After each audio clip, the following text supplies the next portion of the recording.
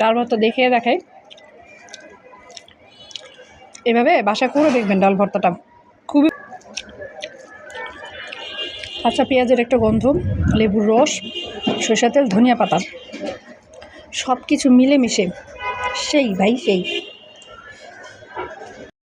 এই যে এখানে কি আছে, ডাল, সিদ্ধ করা ডাল, ধনিয়া পাতা, কাঁচামরিচ, লেবু, একটা শুকনো মরিচ, আর এখানে লবণ দেওয়া আছে, আর বেশ কিছুটা কাঁচামরিচ আমি এর সাথে দিয়ে দিয়েছিলাম। অনেকেই ডাল ভর্তা করি আমরা নানানভাবে, অনেকে আছে ডালটা পুরো ম্যাশ করে ফেলে। আমি একটু পানি পানি রাখি, তবে আজকে একটু বেশি শুকনো হয়ে গেছে, আর একটু পানি পানি আমি রাখি। ঝালের জন্য আমি কাঁচামরিচ নিয়েছি, আর সুন্দর একটা ফ্লেভারের জন্য আমি নিয়েছি শুকনো মরিচ। শুকনো মরিচ পুড়ে নিয়েছি, একদম ডাইরেক্ট আগুনে আমি পুড়ে নিয়েছি। আমি কাঁচামরিচগুলো নিয়ে আলাদাভাবে একটু মেখে নিব। আগে দেব হচ্ছে একটু লেবুর রস,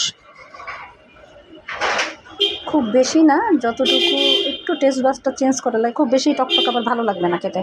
দেবো সরিষার তেল, আমার একটু বেশি ভালো লাগে। একটু লবণ চেক করতে হবে অবশ্যই। লেবু লবণ একদম পারফেক্ট হয়েছে। অনেকে আছে ভর্তাটা বেশি শুকনা করে করেন, ওটার একরকম স্বাদ।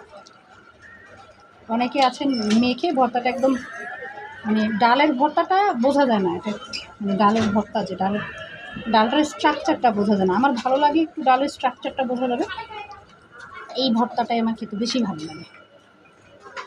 এই যে একটু ভিজা ভিজা করে ভর্তাটা করবেন, ধনিয়া পাতাও দিয়ে দিলাম, আর ডালের যে স্ট্রাকচার সেটা বোঝা গেলে ভাল লাগে। Perfect test. অবশ্যই ভর্তাটা করে খাবেন ঠিক এইভাবে, আশা করি আপনাদেরও মজা লাগবে। আল্লাহ হাফেজ।